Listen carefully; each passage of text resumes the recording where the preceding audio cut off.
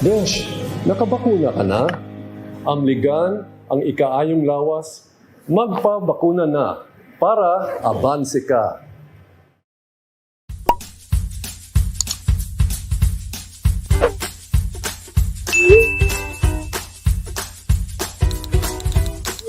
Talaga? Let me check. Grant access to my location? Okay. Pati email address? Psst. Remember, be careful in downloading and granting permission to mobile applications, lalo na sa location mo.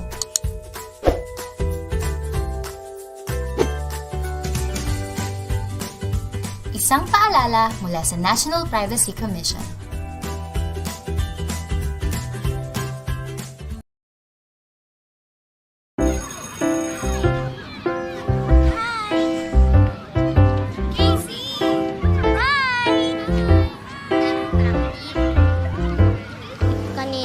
Tinawag na naman ako ni Miss Martin. Kasi ang ingay ko daw.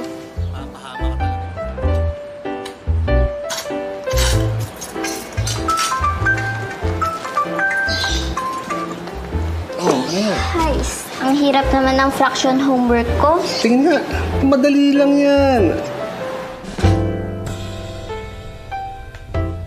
May recital kami kaya ang daming practice. Tatampo na nga ako sa'yo kasi hindi na tayo halos nakakapag-usap eh. Naman eh. Siguro, ikaw ang star doon, ano? Ano costume mo? Pakita naman. Nahihiya ako eh. Sige na. Please.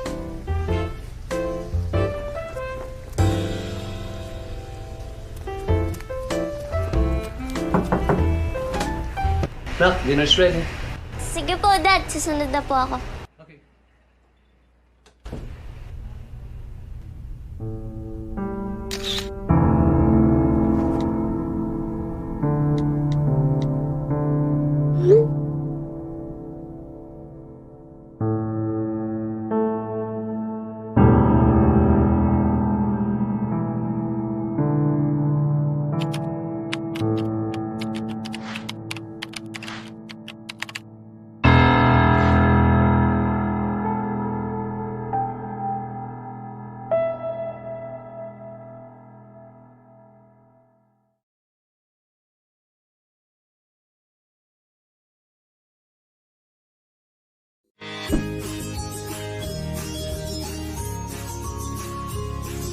Ako si Bayani ang Bayani.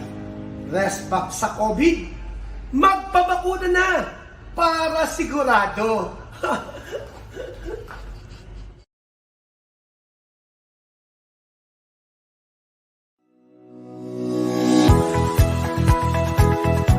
Technology is reshaping our lives. It dramatically changed the way we live, the way we learn, the way we work, and the way we communicate. Technology has tremendous potential to connect us with one another. But there are still people who remain unreached, disconnected, and deprived of digital opportunities. Tech4Ed centers serve as hubs that enable skills training and job opportunities. We have more than 4,000 registered users, and about 67% are women, and majority composed of students as our beneficiaries. And why women? Because we are gender responsive, so all our programs are aligned with the gender and development program of our province. Na tutunan ko yung ibang skills na dapat sa ibang schools na dapat 4 years dapat maano mo lang dito ng mabilisan ng mga months, mga 3 months, makakuha mo lang agad tapos maka-work agad. This program helped me by finding a job and of course gaining more confidence as well. I was able to gain knowledge about the BPOs, on how does the environment work, and how am I going to interact with my future customers. As of now, as I was the call center agent, so I see that difference because as of now I'm earning more than I have earned before as a tricycle driver.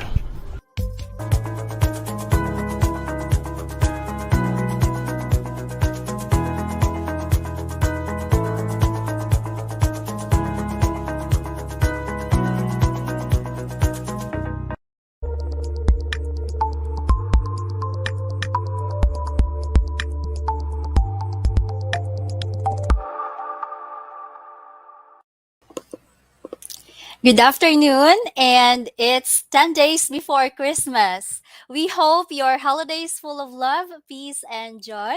And welcome again to the NOLITC Animation and Visual Graphic Design webinars. This is Animation 19, and for today's topic, let's learn and explore post-production compositing in animation. This 15th day of December 2021, and we are streaming live over YouTube and Facebook. We would like to extend a very warm welcome to all of you. Nice to see you again. And we hope that you're all safe and sound from the adverse effects of the weather, as we know that we have an incoming typhoon in the province. This webinar is still part, of course, of the supporting the 18-day campaign against violence 18-day campaign of violence against women, and we are super excited to have this amazing conversation we have lined up for you. So my name is Miss Red Laurente, and I will be serving as your host. Please post your greetings in the comment section. Let us know where you're joining us from, and we would love to know.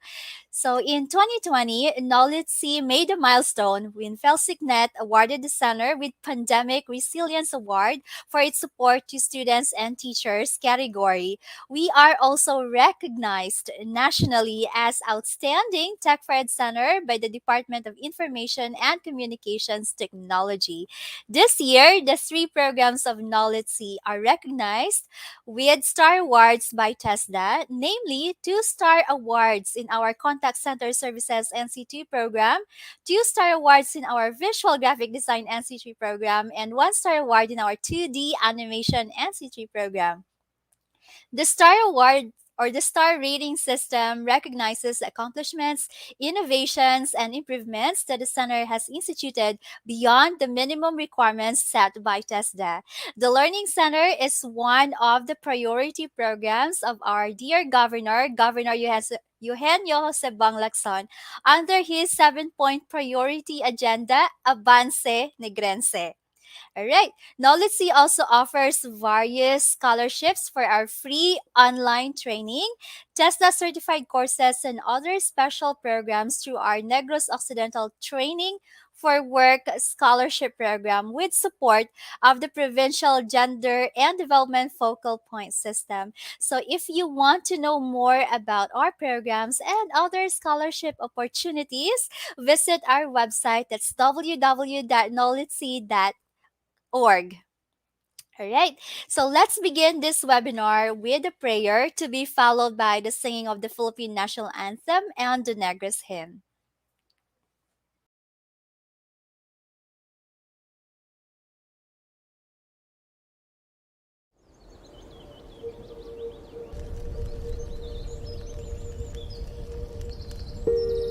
O labing makagagahom nga amay namon sa langit, mahinuklugon nga laon nga tagtugas ang langit, hangin, kalayo, tubig kag duta.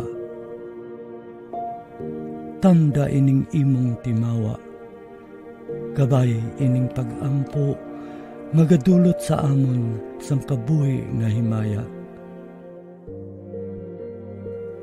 Salamat sa mga bugay nga imo ginpaambit sa amon. Salamat sa kabuhi nga ginadulot mo sa amon nga himpit. Salamat sa maayo nga panahon kag ilabi na gid sang imo katutom sa amon. Bendisyon ni ang imo katawhan. Bendisyone ang ila mga palangabuhian. Bendisyone ang mga panggas sa amon mga talamnan. Bendisyone ang ilang nga paglugayawan sa iban nga kapunsuran. Kabay makalabot sila nga walay sablag sa ila pagapadulungan. Kag ila binagid, bendisyone ining isla sang Negros nga amon natawhan.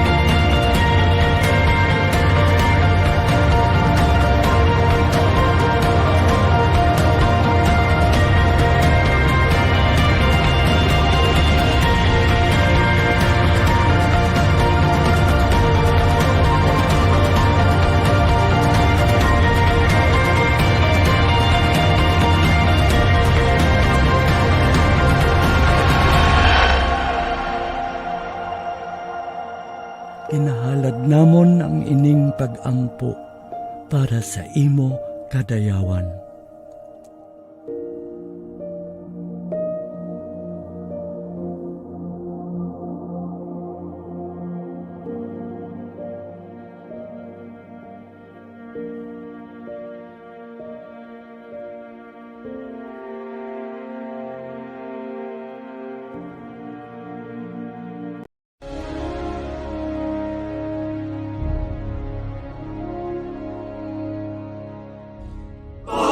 Ang magiliw kaya sa silanganan, alam ng puso sa dibdib mo'y buhay.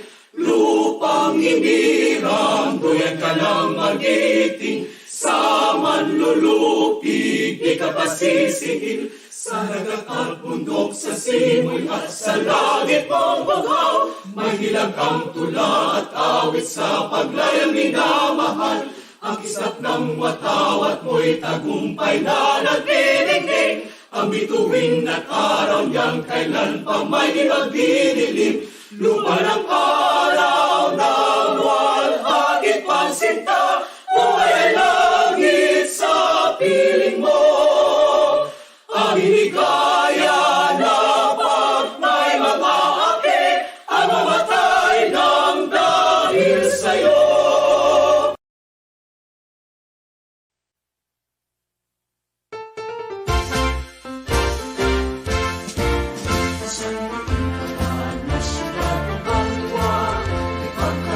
Sa kita kapamilya, pag-uligay, pag-inay, pag-ibog, malapat mag-ari sa aking na probinsya. Nagotod na Negrosano, isa katawungan, mapinalang gamo, sa bunga tangguhan na isakripiso, sa kauswagan, sa sikatamo.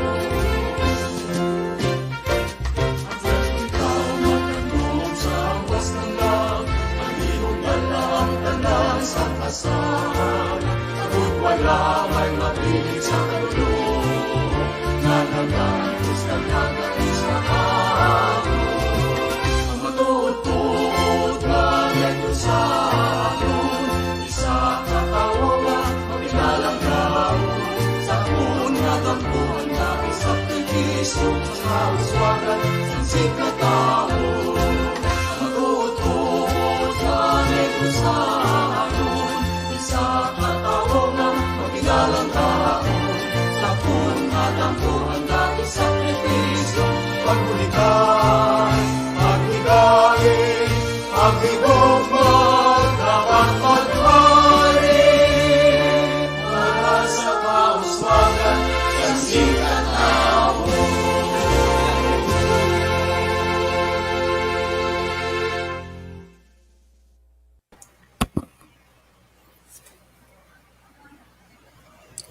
Maayong hapon.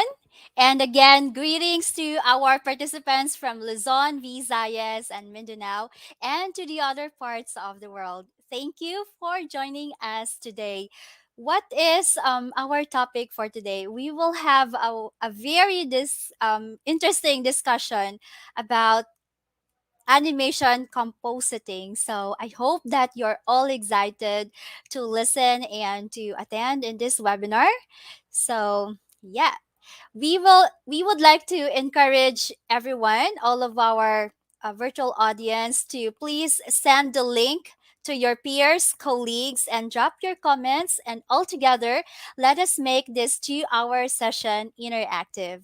This webinar is another innovation project of NOLITC Tech for Ed. Recently, the center has pivoted to online training and conducted various in-demand webinars such as this one. This is our urgent and most accessible response to the ongoing global health crisis through providing relevant services and facilitating digital inclusiveness of communities. These webinars are absolutely free.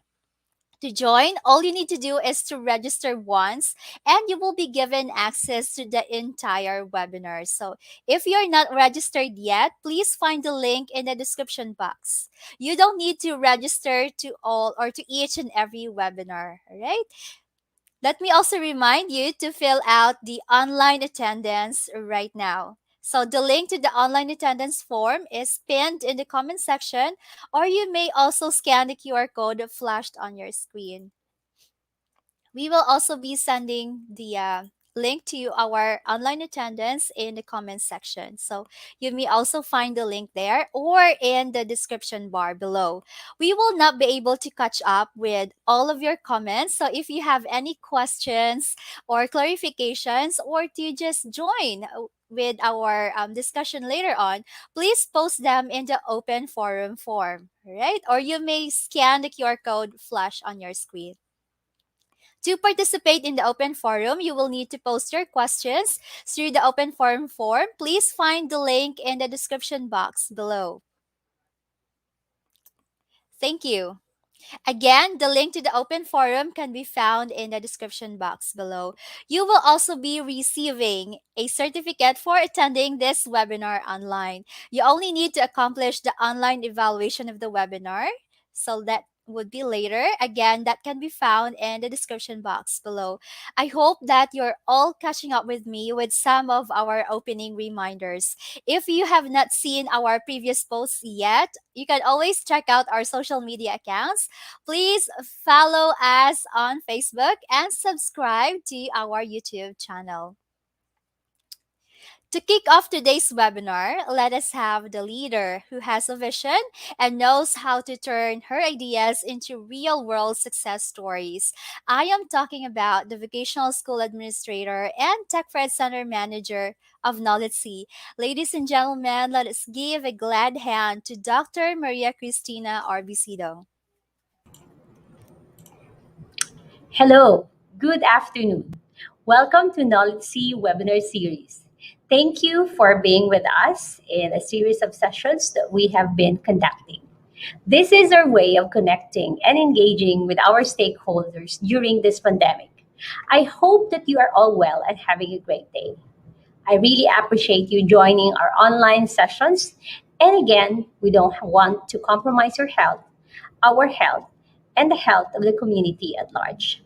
These webinars are brought to you by the Office of Governor Eugenio Jose Bong Lacson under the Gender and Development Program.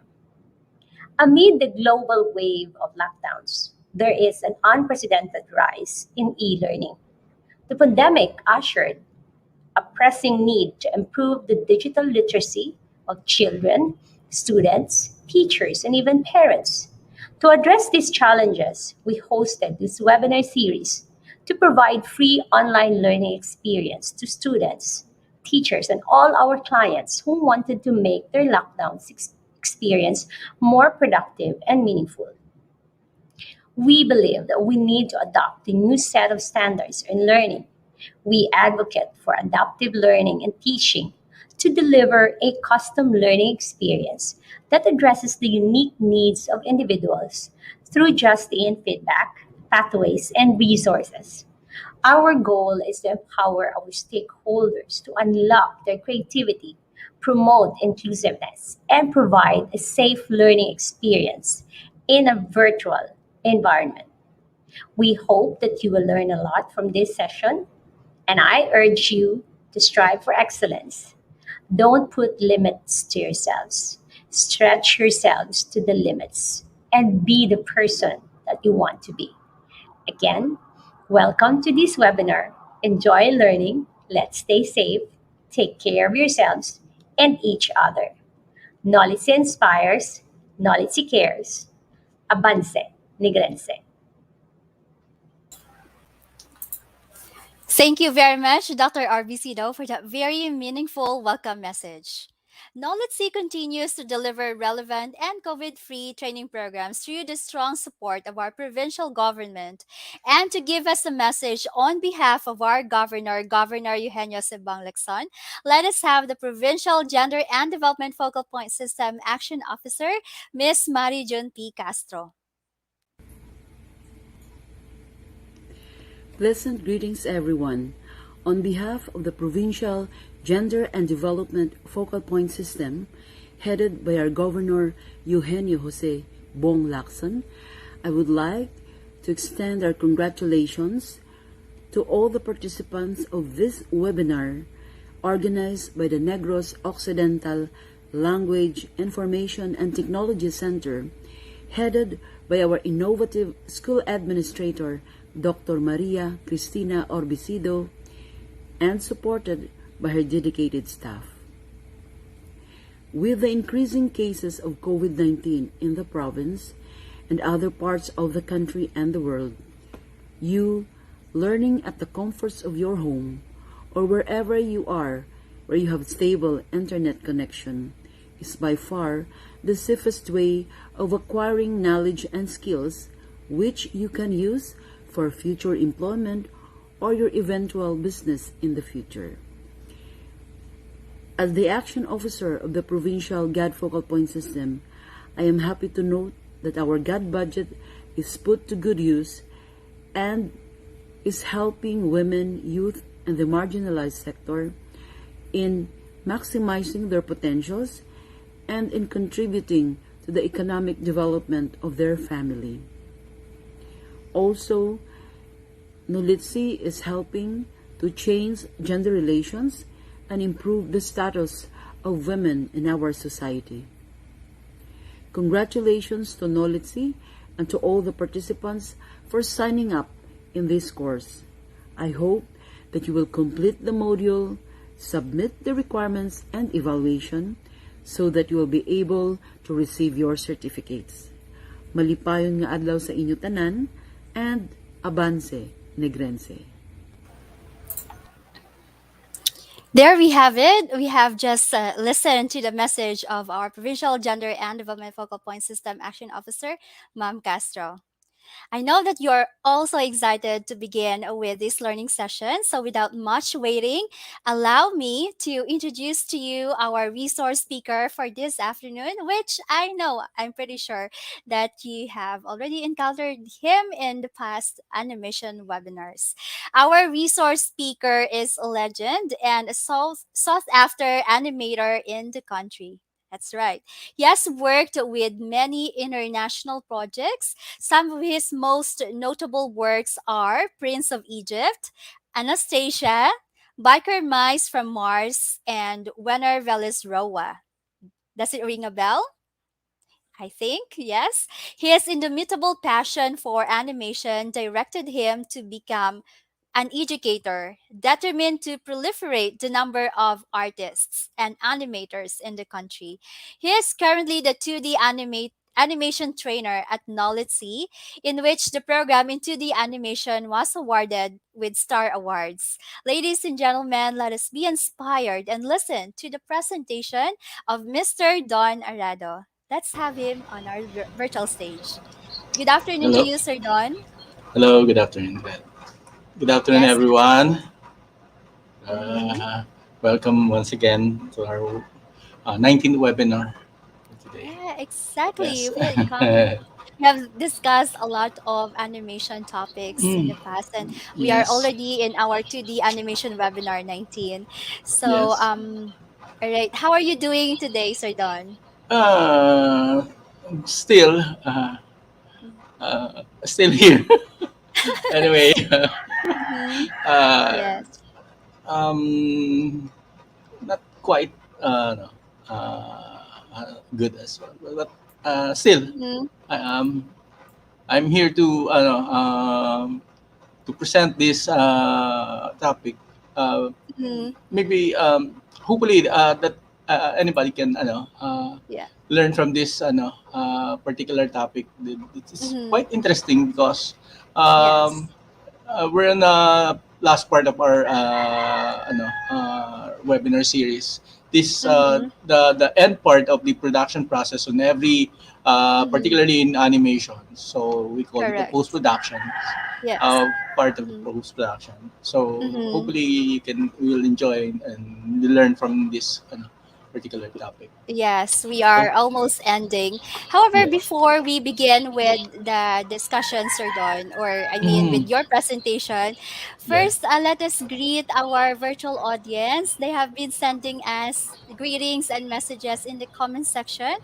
So allow me to acknowledge our virtual audience, and yeah, we encourage you to keep posting your greetings and your messages in the comment section because we will be reading that in the duration of this webinar. Good afternoon there to Sir Greg Bancolo, who is always participating in our webinars. Maayong hapon, sir. We also have here a teacher from the Pontevedra National High School, who is also always joining us. Good afternoon to the faculty and staff and students of Pontevedra National High School. We also have here Sir Vance Tabero Cirila from Cabancalan City. I believe this is from the Schools Division Office of Cabancalan. Hello there. We also have Sir Marvin. Good afternoon po. Sir Lemuel Rosagaran. Good afternoon, everyone. And we have here message from Sir Exan Bandas, who is also watching and joining us from Bukidnon. Sir Don, please greet our Hello. audience from Bukidnon. Hi. Hello. Mhm. Thank Sir you, Exam. Sir Exan. Yes, Sir Bandas, Exam. together with the students and faculty and staff of Bukidnon State University, I believe. Thank We you. also have here Laurel Singleton. All right. Hello there, sir. Cristel Dusila Cartalaba Ortega. Good afternoon. And Ailim. Yes. All right. Good afternoon to you as well. All right. Good. So yeah, thank you again to our virtual audience for participating in our webinar. So keep those greetings and comments coming because we will be reading those, okay, in the duration of our webinar. Okay. So Sir Don, for the information of our audience, animation is consists of various production levels. Yeah. So why they Mm. should learn the process of compositing? Actually, this is the most actually ang hindi ko naman sinabing nadi-disregard. Actually, hindi lang na masyado na-appreciate because of we enjoy the movie, watching movies, we're watching animations. But particularly especially for this era right now, ang laki ng contribution ng mga compositor or we called it actually the VFX artists. Later, siguro after this webinar, you can start appreciating the effort of these people na kung gaano yung contribution nila lalo na dun sa uh, mga movies or films Mm-hmm. na Mm-hmm. ginagawa ngayon. So uh, I hope that from this webinar you can actually get an idea or Mm-hmm. maybe it will help you to maybe inspire you to get more interested in this particular we called it part nung ng Process. industry actually Mm-hmm. yung contribution nila sa Mm-hmm. pag-develop ng isang pelikula. Mm-hmm. So in general kasi to hindi to specific lang for para sa animation. Actually mamaya Mm-hmm. malalaman nyo kung bakit And then makikita niyo yung mga samples na i-share ko and even some demonstration na ipapakita ko sa inyo. How Wow. this particular topic na napili ko is just a part of the overall ng idea or composition ng isang post-production. Okay? Right. Okay. So they will not just learn about animation, but also their knowledge and skills that they will learn in this afternoon session. They will be able to apply it in other fields as well, right? Yes. Okay, so Sir Don, yeah, we are so much ready to start now and to listen to you. So the virtual floor is now yours. Take it away. Okay, thank you, Ms. Red. Hello, hello everyone. Once again, I would like to welcome you sa webinar na to. And the topic that I prepare for you is quite interesting actually. This is highly technical in aspects na most likely kapag nanonood kayo ng pelikula, you really appreciate the movie itself. Nag-enjoy kayo, na-entertain kayo. But the thing is, mostly, lalo na yung mga high o yung top caliber ng mga film, ang laki ng contribution ng mga nasa post-productions. Although sa production kasi yung highly technical ng mga film kasi literally ang ano niyan pagka highly technical siya, nagmumukha siyang ang ano nga namin noon is ang objective nga kasi ng mga tao na to is to ang pangit na pakinggan kung ang objective nila is to fool people, to fool them na yung pinapanood nila is real or totoo. Ganun sila ganun ang objective nila. Pero ang katotohanan nun is all manipulated. So mamaya during the presentation, ang approach ko dito ngayon is I want you to recall everything ng mga nakita nyo o napanood nyo na mga pelikula para at least ma-refresh ang mind nyo, and then from that point ma-ready nyo siya at para ma-explain ko kung ano yung mga katanungan na magagawa o may isip nyo.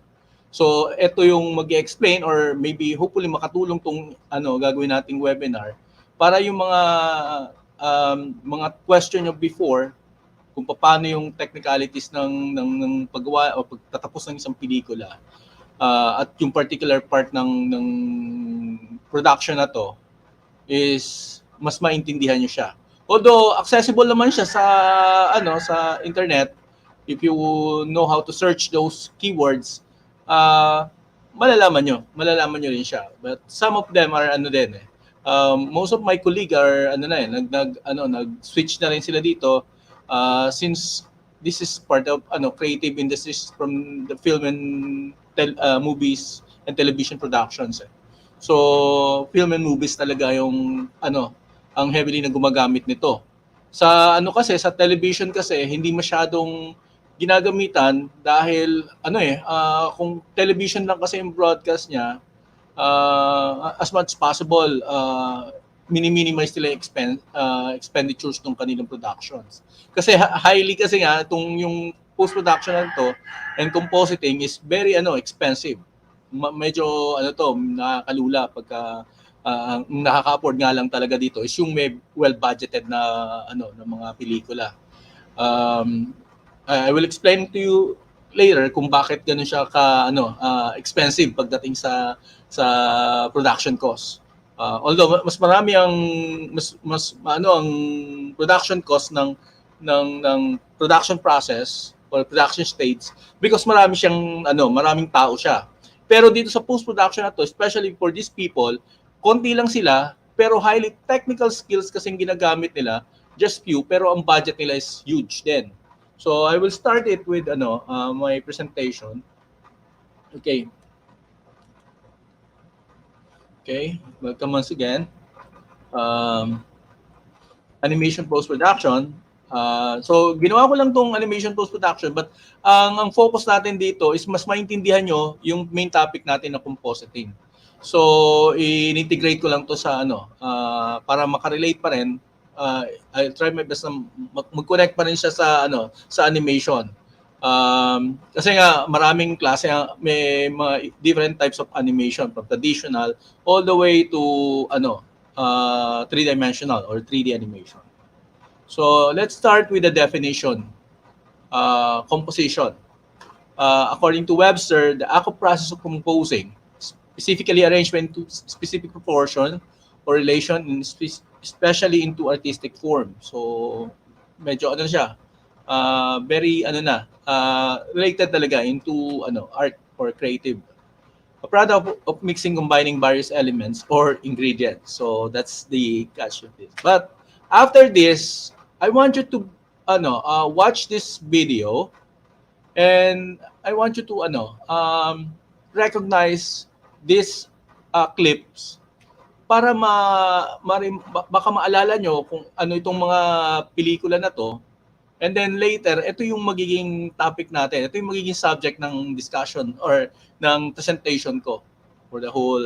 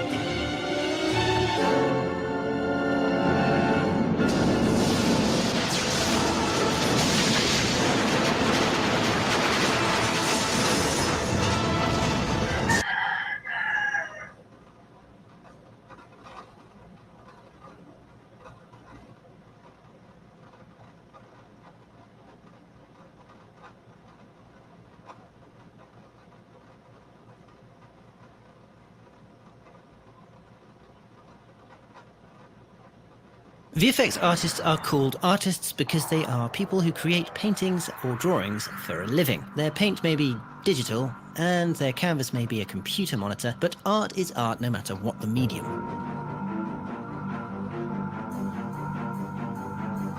Once we understand this, we begin to see that the differences between a VFX artist or video games artist or a cartoonist are actually quite subtle, and what seems like three totally different branches actually stem from the same tree.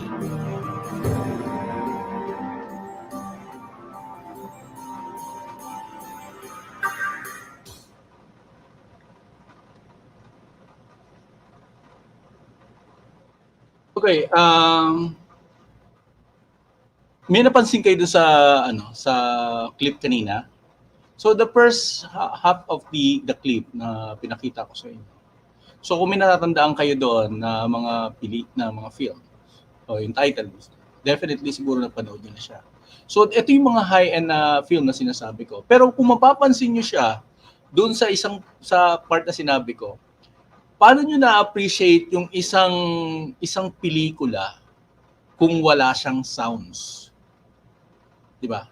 Nung nagkaroon bigla siya ng sounds, there's something na nagkaroon ng buhay yung isang pelikula. That's why yun yung isa sa mga pinaka-importanteng bagay pagka gumagawa ng pelikula. Yung sounds kasi nakakapagdagdag ng excitement doon sa kahit na gaano ka complex, kahit na gaano ka high-tech yung isang eksena, kapag ka wala siyang sounds o pinanood mo siya in silent mode, naka-subtitle, hindi naman ma-explain ng subtitle yung sounds na naririnig mo doon, di ba? So yun yung isa sa mga magic na ginagawa sa compositing. So sa post-production kasi importante yung sinasabing sound effects, yung soundtracks and everything. So yung iba kino-compose pa talaga yan. Talagang specific para doon sa pelikula. So ganun siya ka-importante. So kung makikita nyo, hindi pwedeng kahit gaano ka heavy yung ginamit na CGI or visual effects dun sa pelikula. Kulang siya kapag wala siyang sounds. So yun yung importante din. So you learn how to appreciate those people na nagko-compose ng sounds. Kaya makikita nyo sa credit yan, nasa credit, ganun, importante din sila. Just imagine, pinakita ko lang sa inyo kung paano kung wala yung mga nagko-compose ng music na yan, ng background music or yung soundtrack music nung isang pelikula. 'Di ba? Ganun sila ka-importante, ganun din ang kanilang contribution para maging effective, para maging successful yung isang pelikula. So, I hope you can learn to appreciate this effort ng ginagawa o contribution ng mga sound art, yung mga sound effects or yung mga compositor ng mga soundtrack na to. Okay, let's proceed. What's compositing in 2D animation? Generally speaking, compositing is the combining of visual elements from separate sources into one image. So, ano siya? In animation kasi, iba kasi ang backgrounds. So sa background pa lang, yung ground mismo na sinasabi, we have the background, the farthest background. Sometimes may layer pa yan. Kung halimbawa 3 mountain yung nasa likod ng backgrounds, iba-iba yung yung layer treatment niya.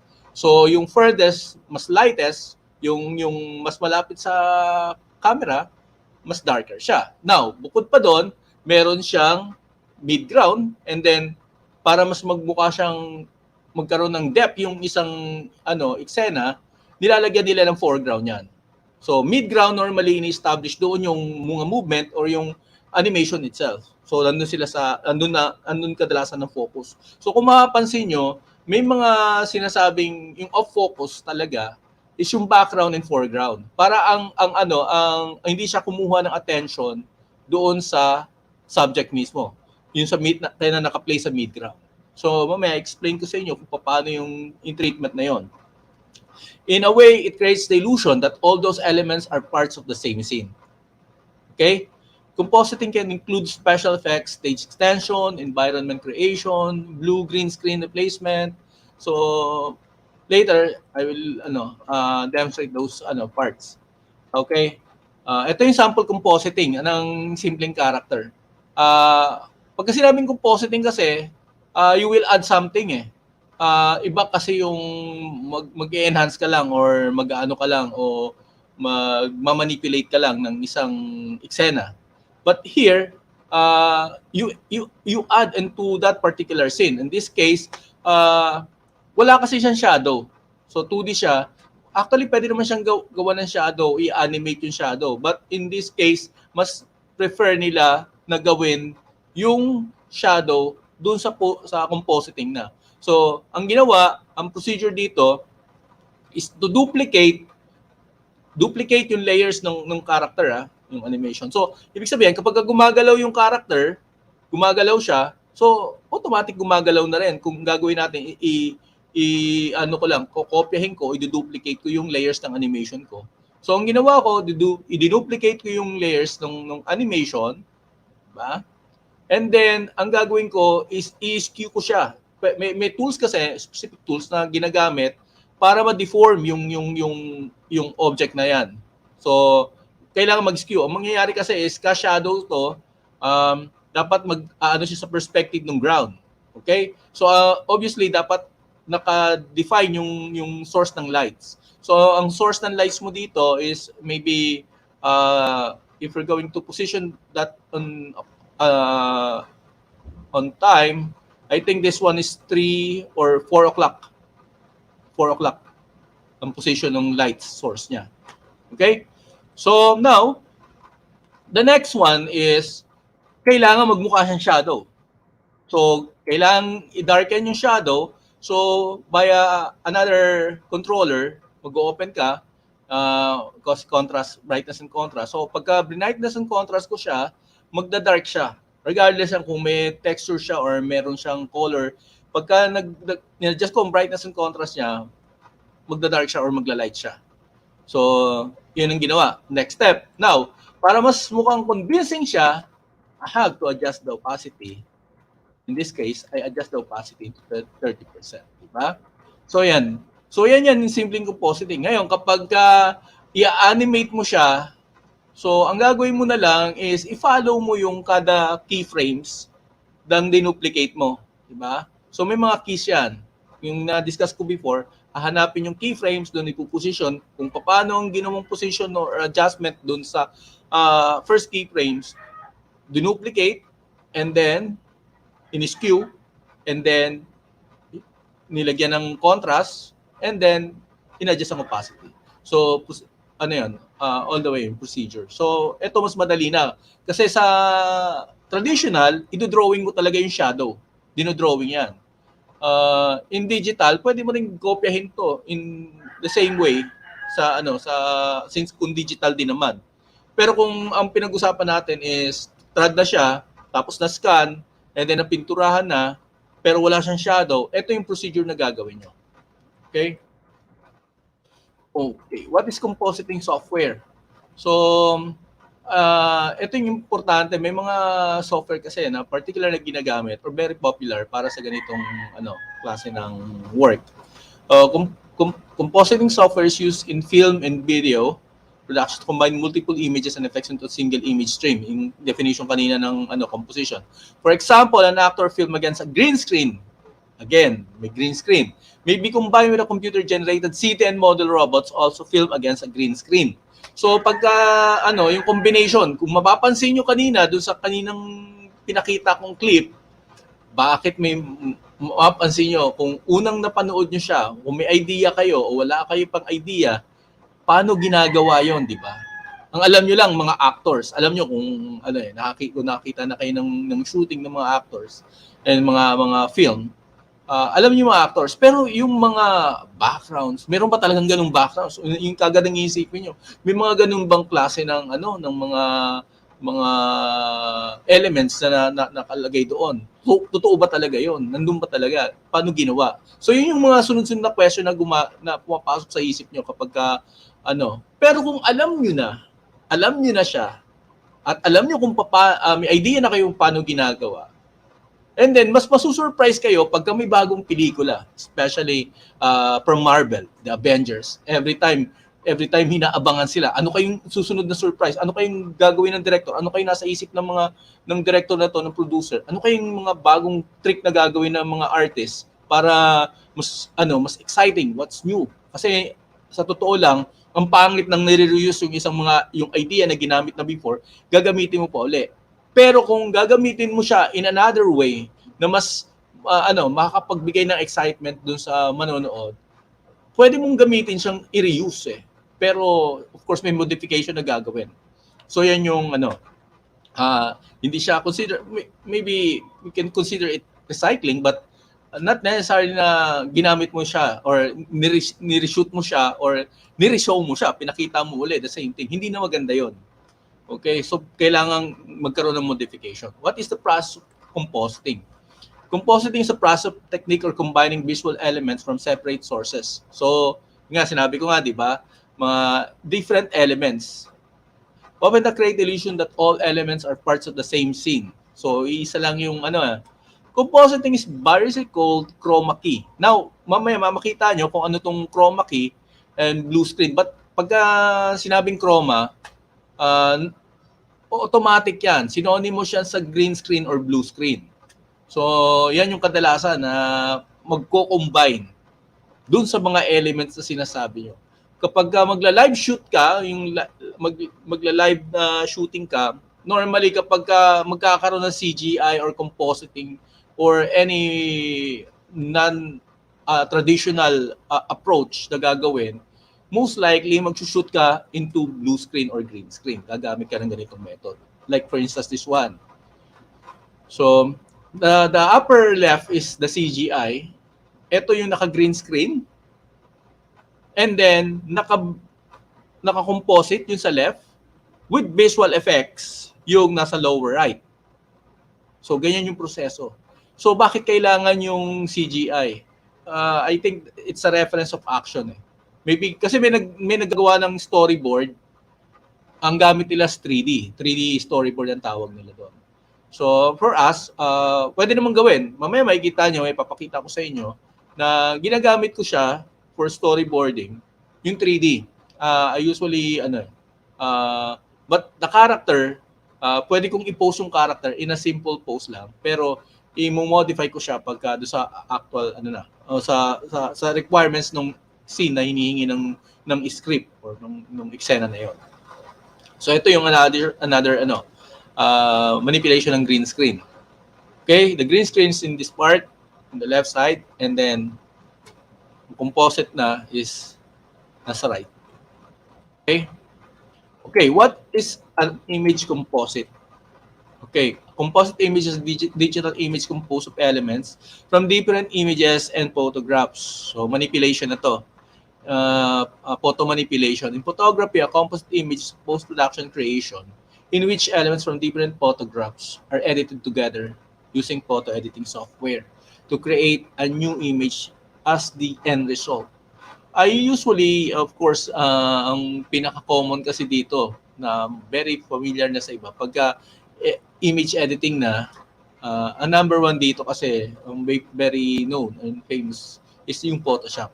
So, ito yung sample. Ang tawag dito is morphing, pero iba yung morphing talaga ng 3D. But this is, morphing siya in a case na pwede mong i-adjust yung mukha nung character into metamorphing into a tiger, di ba?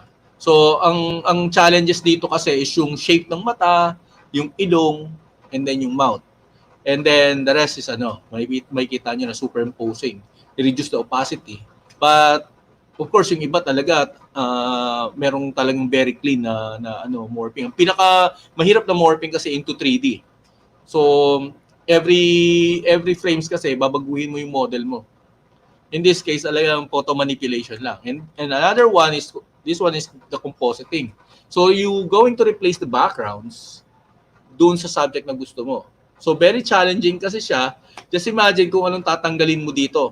So, kung ang original picture mo is yung from the left, and then you have another backgrounds na medyo misty or foggy yung nasa right, makikita nyo, i-desaturate mo yung una yung challenge dito is yung grading ng color. So dapat mag-match siya dun sa background niya. So from the left side, masyadong brightness, yung contrast niya is too high. So kailangan mo siyang i-flatten and i-subtle ng konti dun sa right. Depende nga yan sa background. So kailangan pag-aralan mo. Hindi lang yung ika-crop mo yung image, okay, I can extract the character and then I can replace it with any backgrounds. What if kung sabihin kong gabi siya gagawin o gusto ko night shot siya, ano yung mga dapat mong baguhin dito? So maraming layers na dapat gawin dito.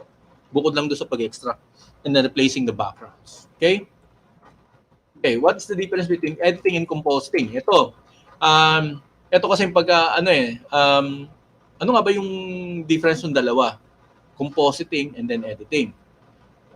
There's a difference between editing and compositing. Making adjustment to enhance what is already in the image is editing.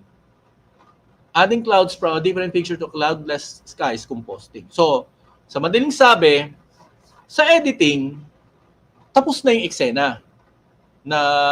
Nagawa na yung eksena, approve na yung eksena. Ang gagawin kasi sa editing is you're going to stitch everything. Lahat ng eksena is i-calculate mo siya at aayusin mo siya at kung anong kailangan na timing or merong mga adjustment ng maybe the colors, the colors will be in compositing. Now, ang adjustment lang ng timing or yung cut ng mga kinakailangan o yung final appearance na lalabas dun sa video, ginagawa yun sa editing. But in compositing is the preparation, lahat ng materials para ma-forward at dun sa editing. So prior to editing, kailangan may compositing. Okay? Kapag ang project is kinakailangan talaga ng compositing. Hindi lahat ng project, hindi lahat ng film o hindi lahat ng movie kinakailangan ng compositing. Kasi may mga drama na kung nakapanood kayo ng mga drama, yung mga television, nakakagulat yan kapag meron siyang mga effects. So, like for instance, yung napansin nyo, yung sa Game of Thrones, TV series siya. Kung makita nyo sa mga Netflix. Pagka yan nagkaroon ng CGI or nagkaroon ng heavy compositing, medyo budgeted yan. Hindi yan ordinaryong TV series. So, doon pa lang ma-recognize nyo na, ma-appreciate nyo na talagang hindi naman kasi magbabudget ang producer ng pipitsuging stories para lagyan ng ganong kalaking budget. So, most likely, pagka nag-invest ang producer sa high quality na TV series, definitely, it's a good one. Pipili yan ng, kung may budget nga, ba't ka pipili ng pipitsugin director din? So, may mga may mga kasi, na kung nakakapanood kayo ng TV series, plain lang siya, plain. Kung kinakailangan lang gumamit talaga ng visual effects, saka lang sila gagamit. But as much possible, iniiwasan niya ng mga producer dahil magastos yan. Definitely. Pero kung halimbawa, ikaw gusto mong as a producer, as a director, gusto mong maging maganda yung pelikula mo at mas maging convincing yung project mo, hindi ka magtitipid, especially in this part. Okay? Now, since we discussed the visual effects, tandaan nyo na ang visual effects very important para matapos yung isang pelikula. Sabi ko hindi naman exclusive siya. May mga TV series or mga hindi siya ganun ka not a movie itself. Ginagamitan na ng visual effects. In filmmaking, visual effects is the creation and manipulation of any on-screen imagery that does not physically exist in real life. So ano yung mga na yan? Ano yung mga pelikula na yan? Umpisahan natin, kung natatandaan nyo, yung Star Wars, anong episode yon? Yung unang Star Wars, yung 70s na Star Wars. So may visual effects na sila. Kaya lang, hindi siya consider na computer generated kasi hindi pa available that time na mag-produce o mag-reproduce or mag-create ng effects using those computers. Kasi kung mapapansin nyo, yung mga computers nun is kasi lalaki ng mga kotse. Okay? So, sobrang medyo ini-imagine pa lang nila. So, everything is created using animatronics or mga miniatures. Everything na medyo all primitive pa yung ginagawa. VFX allows filmmakers to create environments, objects, creatures, and even people that would otherwise be practical or impossible to film in the context of live action shot. Pero ginagawa naman nun Anong ginawa ng Japan before? Dun sa kanilang Ultraman. So ano yung mga building na sinisira nila doon? Diba? So gumagawa sila ng mga mock-up. It's a building talaga na talagang ganun ang visual effects before Okay? VFX in film frequently involves the integration of live action footage with computer-generated imagery or CGI. So, yan yun. Yan yung mga particular na dinidefine about visual effects. Okay? So, yung mga non-existent, katulad nito, makikita nyo yung green. And then makikita nyo, meron kayong nakikita dyan na character sa upper right corner. Parang may mga ping-pong balls na nakakabit sa kanila, di ba? Mamaya makikita nyo kung ano yan. Part kasi yan ng CGI, ng visual effects. So, mapapansin nyo sa ilalim, yung backgrounds, and then nasa ibabaw, kung paano nila i-shot. Nakita nyo yung camera, ang shot kasi dapat niya is bird's eye view or elevated yung camera shot down, pointing down. So kasi yung position nung nang gagamitin nila sa camera sa original or sa source na files or source background is ganun the same position. So you have to match the angle nung live shot mo na kukunin sa from green screen na ipapasok mo dun sa background. Okay? It should be matched. Okay, what's the difference between VFX and SFX? So, visual effects. Ginawa kasi, visual effects kasi yan eh. And then, special effects. Normally, ang simple definition kasi ng special effects kadalasan, lights, explosions, fire, everything something elements sinasabang visual special effects siya. The term visual effects not interchangeable with the term special effects. Unlike VFX, SFX are achieved in real time during filming. Examples including pyrotechnics, fake rain, animatronics, and prosthetic makeup. All VFX are added after shooting in post-production. Okay? So yun nga, makikita nyo meron kasing gumagawa ng live na makita nyo kung nakita nyo yung sinusunog yung tao na naka-suit naman siya pero para lang for the sake na makita talagang may nasusunog na tao or flaming or something yung water or yung rain, yung mga fake rain na sinasabi. Kung nakita kayo ng mga shooting na ganon, not considered special effects. Now, yung visual effects kasi, yun nga, parang, di ba, yung definition kanina, na parang ang hirap, parang imposibleng gawin. So, ang magte-take over noon is visual effects na. Okay? So, may background, kailangan ko ng background. Paano yung background na wala na, hindi na nag-exist? Or hindi naman talaga nag-exist? So, may mga nasa picture na lang. So, ang gagawin noon, bahala na yung CGI. Okay? Okay, the 3 types of visual effects. Okay. This is very important. You have CGI, and then yung topic natin ngayon is compositing. And the third one is the motion capture. So, nakita ko nyo yung CGI, normally, ang pagka sinabing CGI, anong ibig sabihin ng CGI? Computer Graphics Imagery. Computer generated, di ba? So, nag-generate ka o gumagawa ka ng graphics. And normally, hindi ito flat graphics eh. Tandaan nyo, ang pinoproduce natin dito is 4-dimensional. Kasi ang 4-dimensional is the actual shooting. Ang 3-dimensional is yung graphics na ipapasok natin na dapat ma-match doon sa live shoot na sinasabi. Ang compositing naman is another way para makapag-produce ka ng good scenery or yung believable scenery na maybe composed of the 3 or the 2. So combination kasi sila eh. So yung motion capture is another one na makikita nyo kung mahirap kasi siya explain na hindi kadalasan siya ginagamit, especially dito sa atin sa Pinas. Ilan lang kasi yung nag-a-apply ng ganyan. Ilan lang kasi yung merong ilang production na nakaka-afford yan. I think ang meron yan is I'm not sure kung yung ang alam ko lang so far yung Lasal Vinyl, meron silang ganyang technology. Now, computer-generated imagery is the blanket term used to describe digitally created VFX in film and television.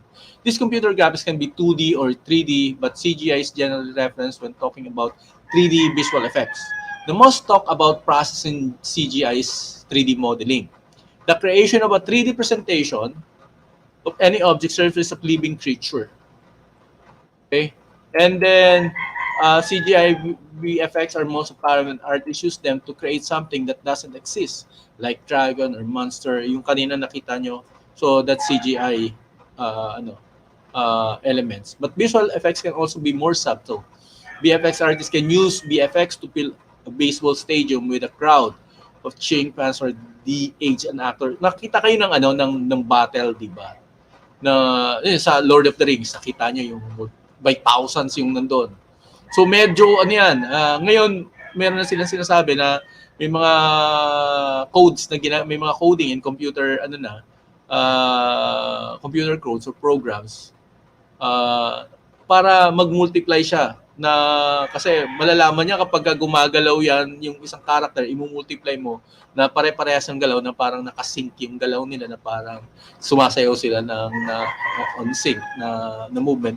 Hindi siya convincing. So, kailangan gagamitan mo siya ng AI or algorithms para dun sa mga program. Gagawa ka siguro ng mga 10 to 20 samples ng actions ng crowd na different actions, different movement.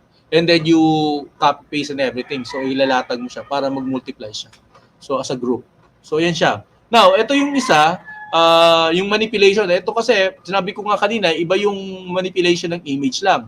But ang challenge dito is kapag gumagalaw yung character or nagmo-move siya, paano mo gagawin yung ang posible mong gawin is frame by frame. Halimbawa, ilang minuto siyang nagsasalita or meron siyang movement na ginagawa o nag-expression siya or nagda-dialogue siya, for how many minutes siya nagda-dialogue or for how many seconds, yung number of frames na gagamitin na doon, i-adjust mo yun, i-manipulate mo yun. So, kailangan mo ng another technology dahil gaano katagal mo gagawin yun, di ba? So, the other technology is this one. Meron kasing na ginagawa na pwedeng I think meron kasing nakita yung mga modern apps na sa cellphone, 'di ba? Na pwede kayong pabatain. 'Di ba? May mga movement.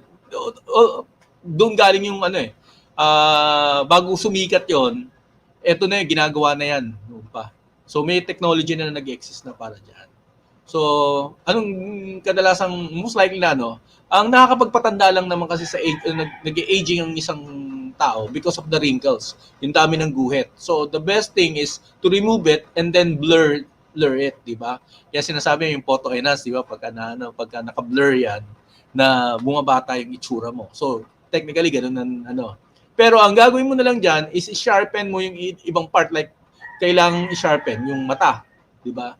Hindi pwede mong i-blur yan dahil mawawala yung buhay ng character or ng action mo or ng actor na ginagawa mo. So, yan yung isang sample. So, ito si Robert De Niro talaga. And at the same time, si Robert De Niro na enhance. Matanda na masyado si Robert De Niro.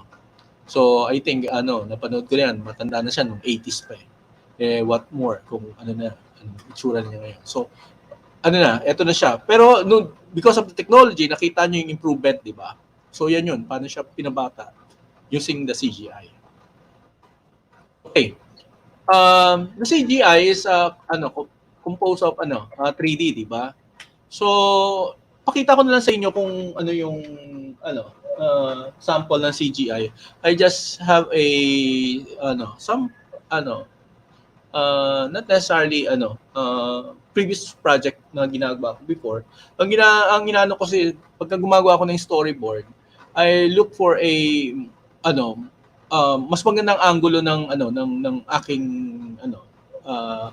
na gagawin or shots na dynamic na masasabi ko. Pwede ko lang gawin nun. Ang limitation kasi ng isang artist kapag gagawa mag-choose ka ng dynamic. Pagka nag-drawing ka ng background kasi, ang problema sa backgrounds, pagka drawing mo na siya at hindi mo gusto yung shot, mapipilitan ka, maobliga ka na yun lang talaga yung available shots. Hindi yan hindi yan sa 3D. Sa 3D kasi, ang versatility, very versatile kasi ang 3D. So sa 3D, you can choose the angle na gusto mo. Okay? And then actually you can focus and then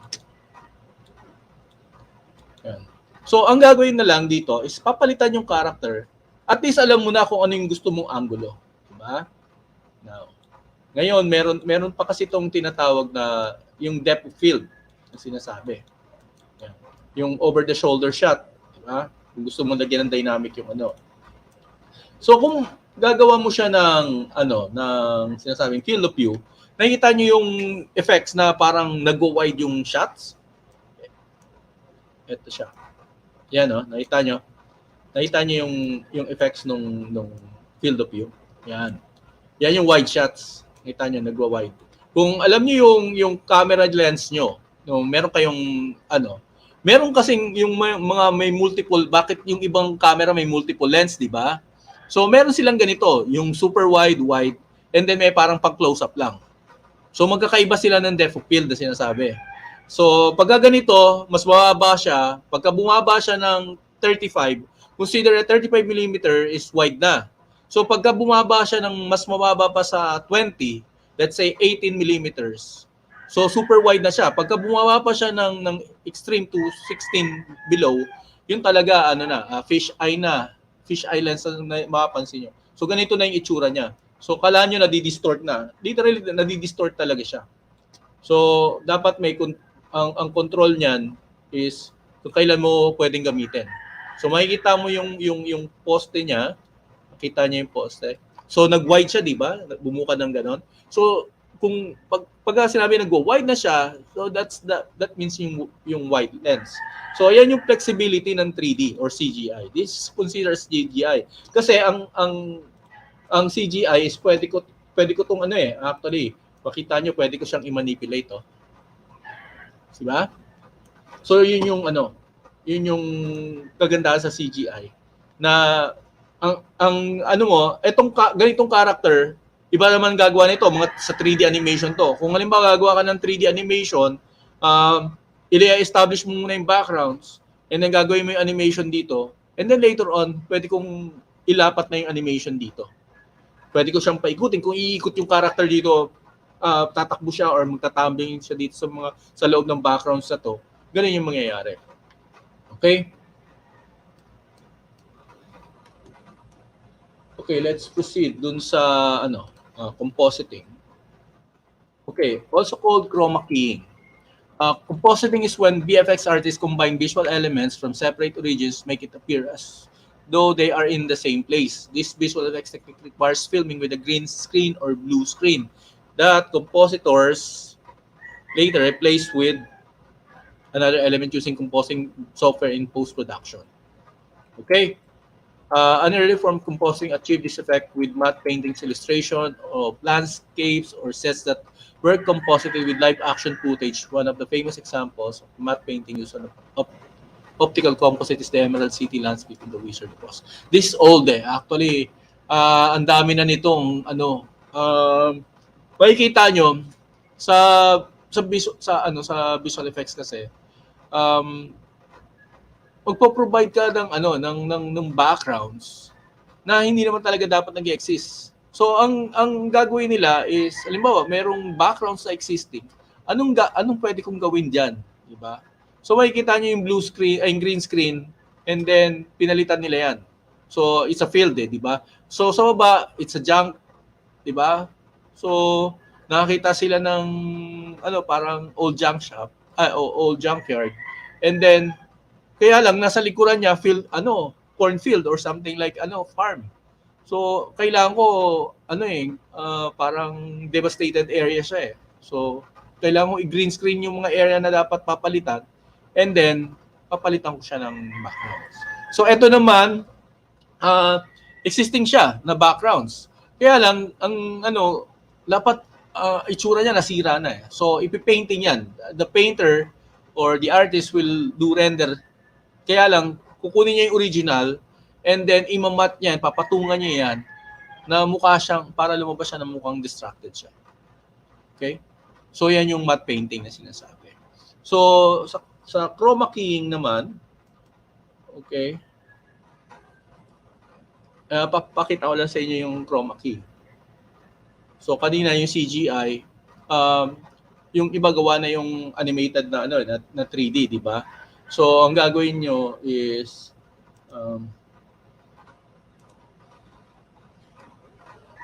okay, gawin muna natin 50% lang. So mag-import tayo dito ng file. Okay, ito yung import natin na green screen. So lagay muna natin siya dito. So yan, technically nakikita nyo na siya.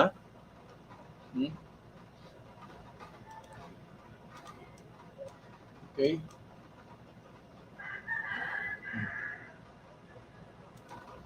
So pwede ko siyang ilagay, galawin. Actually, pero makikita nyo siya, naglalakad siya, di ba? So, ang kailangan kung makita, kung meron siyang sinasabi, di ba sa compositing kailangan, meron tayong first element, yung animation natin. Ang next element natin is, import tayo ng background. Kailangan natin ng background. So, ano bang magandang background? Let's say this. Ito. Okay. Ilalagay natin siya sa ilalim nung animation natin. Now, ito na yung magic. Anong kailangan kong gamitin para mawala yung green screen? Kaya ito yung sinasabing the magic of this So gagamitin ko keyword keying and then key light and then i-drag ko siya dito sa animation ko. And then makita niyo yung key light and cleanup. Meron siyang color sample yung gagamitin ko. Ang dito, ang technique kasi dito, ano yung gusto mong tanggalin na color? Normally kasi ang general color na ginagamit, white, blue screen and green screen. So most likely dapat ang object mo in good contrast doon sa green screen or yung blue screen. Okay? So kapag you're wearing the same color ng background, most likely mawawala ka. That's why nakita nyo may mga character doon na binalot nila ng green. Kasi hindi dapat yun makita dun sa gagawing proseso. So in this case, i-color sample ko yung green. Look. What happened? Magic, di ba? So ganun siya. Ano ngayon yung kailangan? Pagka play ko siya, pansin nyo, i-play ko siya,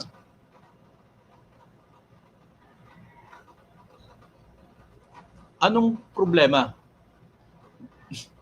Ibig sabihin, ang tawag dito, ang tawag sa animation kasi dito ng ganitong proseso, walk in place. So nag-walk siya, parang sa treadmill, nag-walk ka or nag-run ka, nandun ka lang sa place na yon. So ang gagawin mo dito ngayon, ang kailangan gawin is i-adjust mo yung background. So hindi mo pwedeng galawin na yung Pwede kong i-move yung lion na lumalaki. Okay, gawin nating lumalaki yung lion. Yung tiger. So, gagawa ko sa position and scale. Gawin natin from start ng keyframe natin is liitan natin ng konti, ilayo natin ng konti dun sa dulo. Okay? Okay. Liitan pa natin ng konti. Okay. And then, dalawang klase. Kaya lang, ang trick dito is yung stepping niya, tandaan nyo, pagka nag-step ang dapat, ang technique kasi dito, hindi mo pwedeng tansyahin lang basta-basta. So, magkukol ako doon sa walk niya, ilang step to. Okay? So, from here. So, ang mangyayari dito, palalapitin ko na siya. So, pagka lumapit siya sa camera, lalaki siya. Most likely, nandito na siya. Hindi ko nabilang yung steps di ba?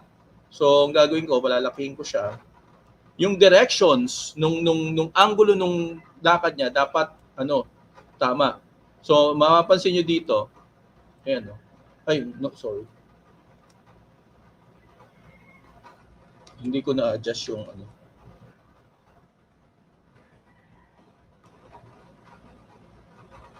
Okay.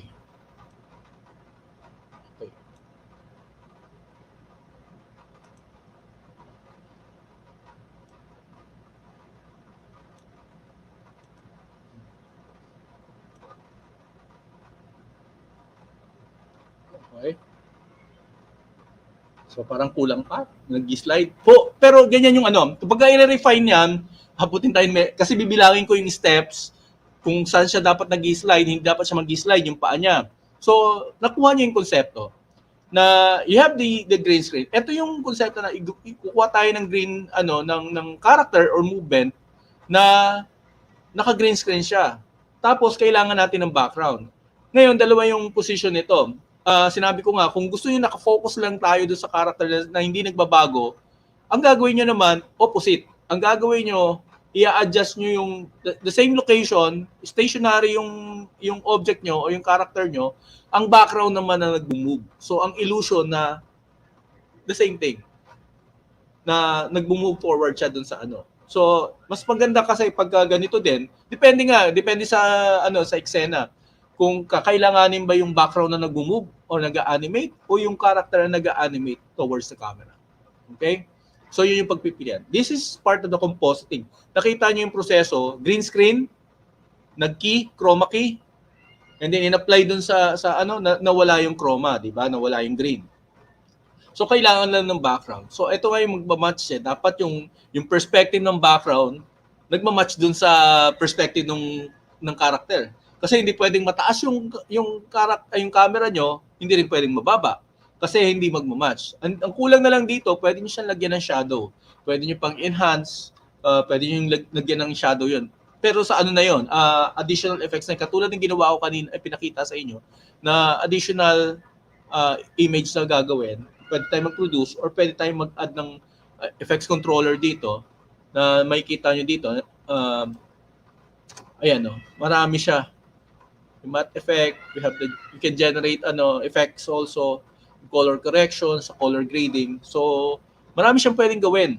So, yung ginawa lang natin is isa lang dun sa keying. Ito yun. Marami yan. Yung key light ang ginamit natin. So, marami kang pwedeng gawin dun sa So, ang software na ginamit ko is the After Effects. Okay? Adobe After Effects. So, ito yung ginagamit. In-announce na rin naman nito ng yung Avengers, dito ginawa yung visual effects, yung compositing. Ito yung ginamit ng Avengers or ng Marvel sa compositing nila. So at least makita nyo yung sample. And if you're interested, maraming pwedeng gawin ang After Effects. You can animate, actually, you can create animation here. And then, all the way yan, pwede kang not actually, yung magdo-drawing. Ang kasi niya sa kanya, they can manipulate everything eh. Ang gawin mo lang is, may material ka, ipasok mo dito, and then you can manipulate it. Yun ang mangyayari sa kanya. Okay? Okay. What's next?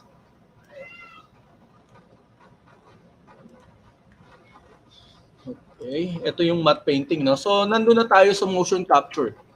So, what is motion capture? Often shorthanded as mocap.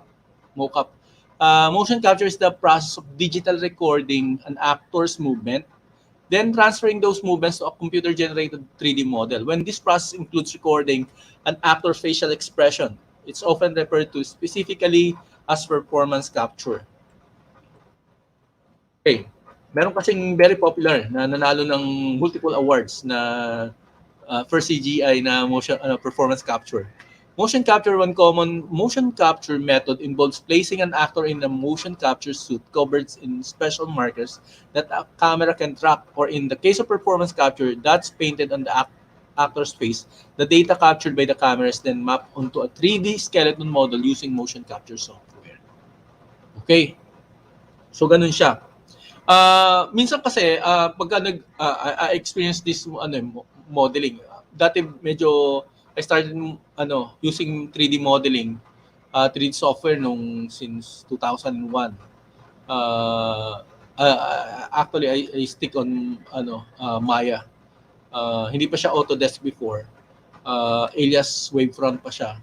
So, yung Maya, that's my first 3D software na ginagamit. Until now, nagagamit ko pa rin kasi may mga project ako before na 3D based din, na kailangan gamitin yung software.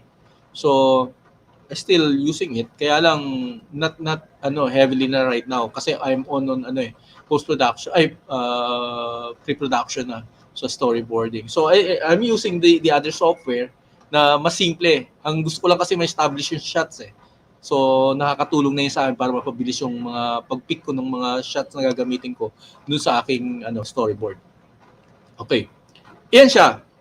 Okay, may mapapansin nyo, kung nakapanood na kayo before ng ini-imitate niya yung movement kung ng 3D model, yung minamap niya eh. So ang dito kasi is yung sa head, malalaman mo kung naka-turn or naka-front yung head because of the two balls na ginalagay.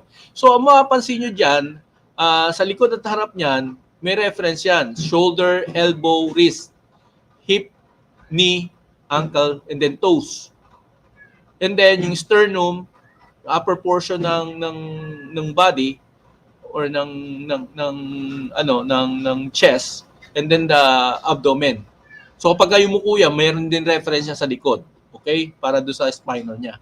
But definitely pagka masusundan na kaagad ng 3D model yan. Yan yung basic action ha. Action yan.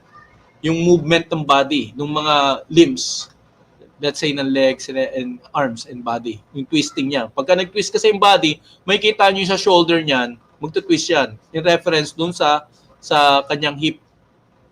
Now, eto naman yung sinasabi kanina na reference point na nilalagay. Kasi ang ginagawa nila sa CGI or yung sa 3D model na to, meron yung may mga points yan, naka-imitate na nila sa naka-place na diyan yung lattice na ginagamit before kasi lattice deformer siya. Specific dun sa mga muscles na yan, you have to adjust those muscles individually. Right now, hindi na siya ganoon kasi before i-adjust mo yan specific dun sa area kung saan siya magkakaroon deformations. Yung particular muscles na yon. Pero in this case, automatic na siya. Ginagamit niya yung reference point na yan para mag-adjust sundan ng muscles na titrace niya kung ano yung movement na ginagawa ng muscles na yun doon sa 3D. So susundan niya lang yun. Okay? Okay. Is VFX compositing. VFX compositing seamlessly integrates digital assets with live action footage to bring together the final shot of a film or a game.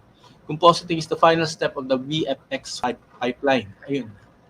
Yung kanina. Diba? Okay, the pipeline. Ito kasi katulad ng production ng 3D animation. Meron niya susundan. Kung kailan mag-model, kailan magla-lightings, kailan magre-rig, kailan mag-textures, and everything. So, yun yung procedure. So, sa VFX, may kasama tong mas complex to eh. Medyo mas siya. Pakita ko lang sa inyo yung isang sample ng pipeline. So yung procedure kung ano yung next after that, saan pupunta. The next after this, anong mangyayari, saan naman pupunta. So yun yung direction. So yan yung pinaka-traffic niya. And then this one is the hindi masabing simple, di ba? So yung procedure niya.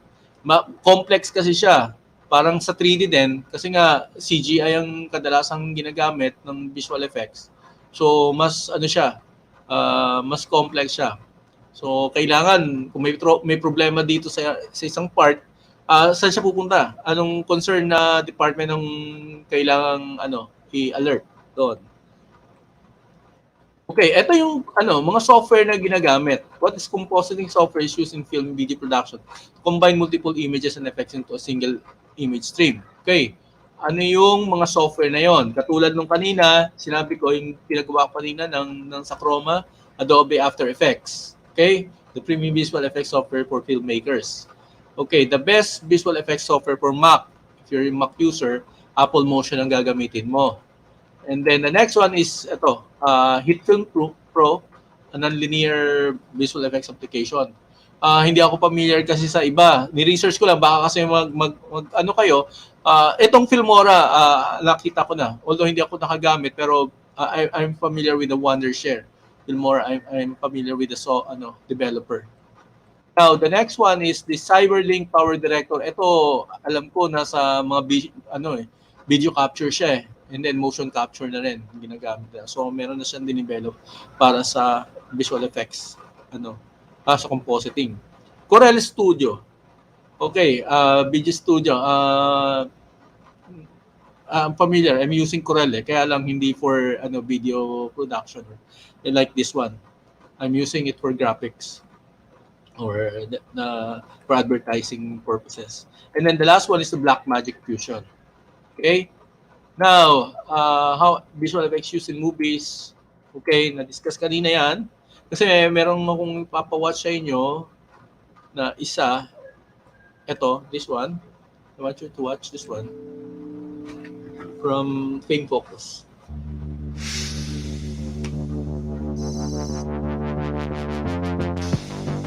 As technology progresses, so does VFX. Nowadays, the only thing that really limits VFX is the time that can be spent on it. In other words, the budget.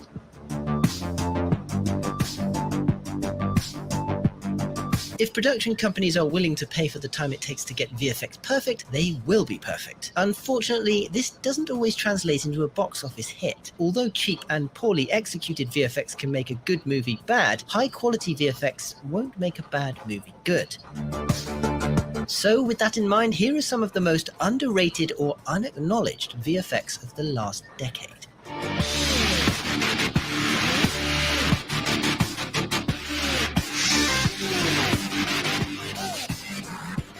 Rise of the Planet of the Apes was criticized for the lack of reality in the lead ape character, Caesar.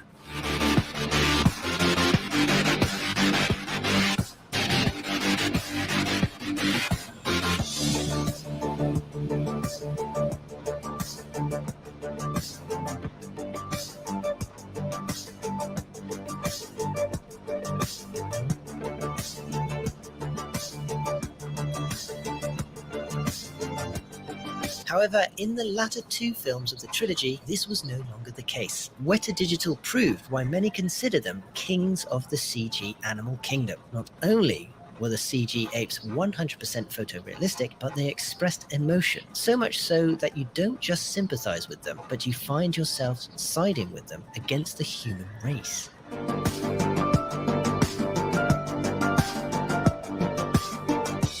In order to accomplish this, Weta had to develop and perfect a number of their own tools. Their first system was completely rewritten, their skin and hair shading models were advanced, and their facial performance capture technology was also perfected. They even wrote their own fur and hair grooming system, comically named Barbershop.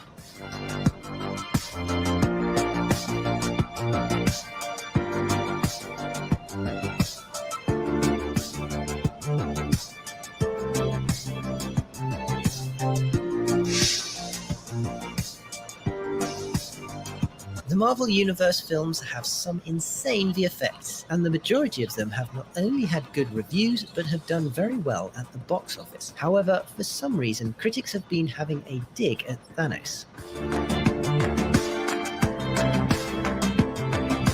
Digital Domain had Josh Brolin wear a mocap suit as well as a helmet that had two HD cameras running 60 frames a second to capture his facial performance.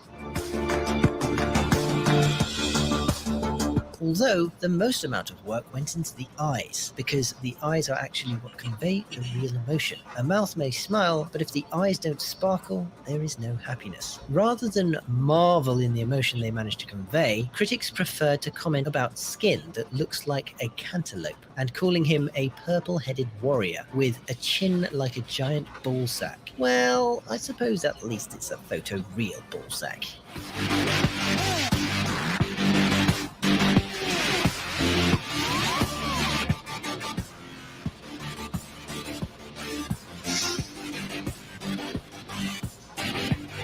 Blade Runner 2049 is a sequel to the 1982 classic Blade Runner. Making a sequel to a classic is always a daunting task. It creates so much speculation and hype that the movie is almost always going to fall short. And this would have been the case for Blade Runner 2049 had it not been for the VFX.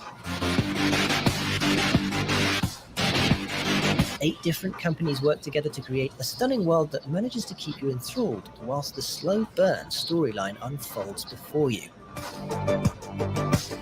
They are in fact so stunning that not only do you forget that you've been sat watching for nearly 3 hours, but you realize you've had your mouth open too.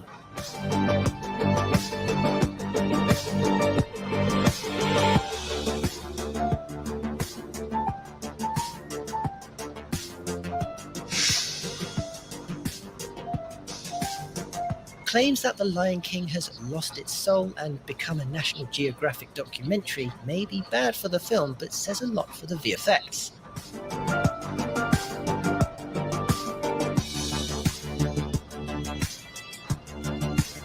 MPC created 1,500 shots of photorealistic animals that are so incredible that you're never quite sure which shots are real animals and which are CG. And they are all CG.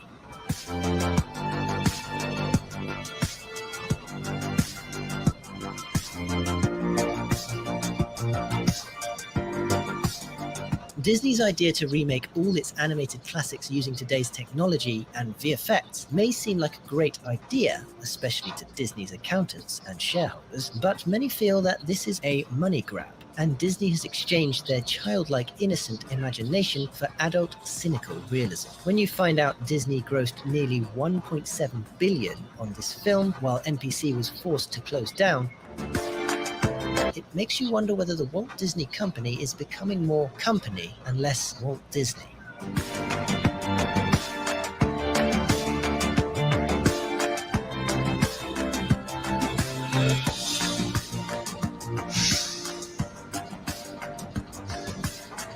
After receiving somewhat mixed reviews but an almost general consensus that this film was too long and too complicated because instead of using function to explain their science, they tried to use science to explain their function, what many people missed in this film were the incredible VFX that DNEG managed to produce. The jewel in their crown was Gargantua, the black hole, working alongside the theoretical scientists Kip Thorne, which, by using Kip's theoretical equations, could map out how millions of light beams travel through the warped space-time surrounding a black hole. Kip Thorne and the DNEG team published a scientific study on how they did this in February 2015. But it wasn't until April 10, 2019 that we understood just how good DNEG's black hole was, when the Event Horizon Telescope captured the first image of the black hole in the Messier 87 galaxy 50 million light years away.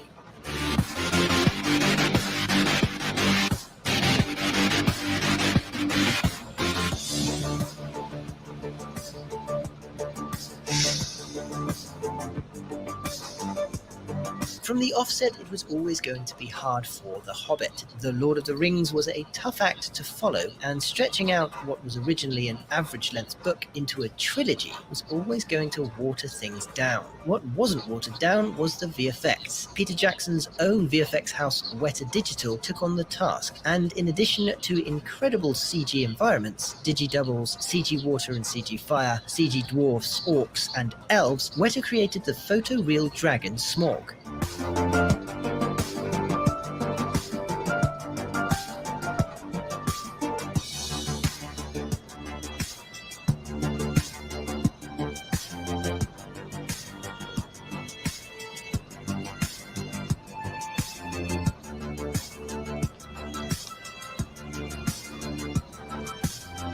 Not only did the dragon look so much like a real dragon that it made us forget that real dragons don't exist, but they managed to make it talk like Benedict Cumberbatch without losing the magic.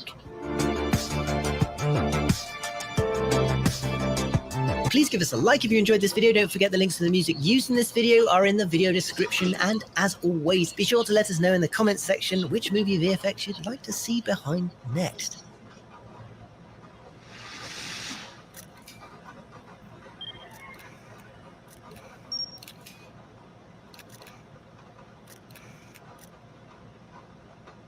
Okay. Yep. Okay. So if you need more information about about films, especially visual effects, yun yung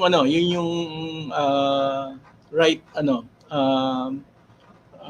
channel na magaganda yung mga nila na references. So in our final thoughts, every scene of a 3D animated video is often rendered in multiple layers or rendered passes. These layers are going to be united again in the compositing stage. Compositing is the first step in 3D animation, post-production, which involves taking the render pass from the production stage, combining them together and mixing additional adjustments, images, or layers to create a more cohesive composition. Just like lighting, visual effects, and rendering, compositing is close-tied with 2D visual effects, color correction, and final rendering. So sa final rendering kasi, yun nga, bago pumapunta sa, ano, sa editing kasi, hindi na nila gagalawin yung especially the color grading na sinasabi. Treated na kasi yan dun sa ano sa compositing. Yun na yun normally. Ang final rendering na lang i-forward for editing.